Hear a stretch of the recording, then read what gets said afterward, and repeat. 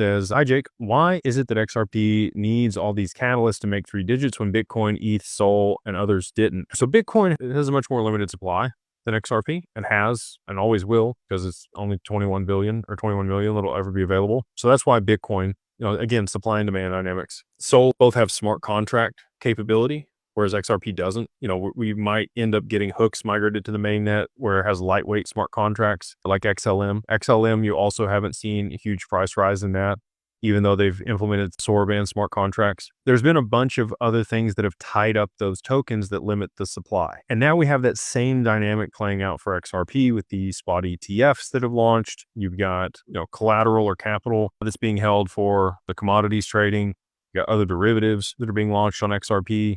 You got stable coins and other things on the XRPL that are causing more volume in transactions. Anytime you see more volume in transactions on a network, you're going to get price appreciation of the underlying asset.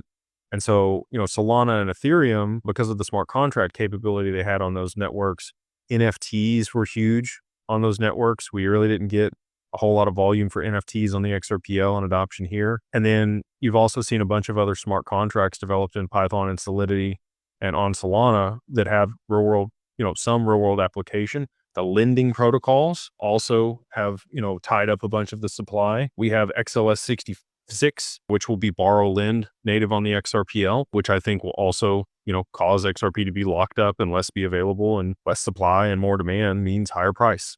So those 3 in particular that you mentioned there, they've already had situations where the supply was limited and there was a significant amount of demand for the asset. And that's what caused the appreciation of those tokens and the liquidity to move into those ecosystems. And we're right here on the forefront of that for XRP. So hopefully, that's why we need all these catalysts and we need the adoption of the network so that we get the volume and then the price appreciation.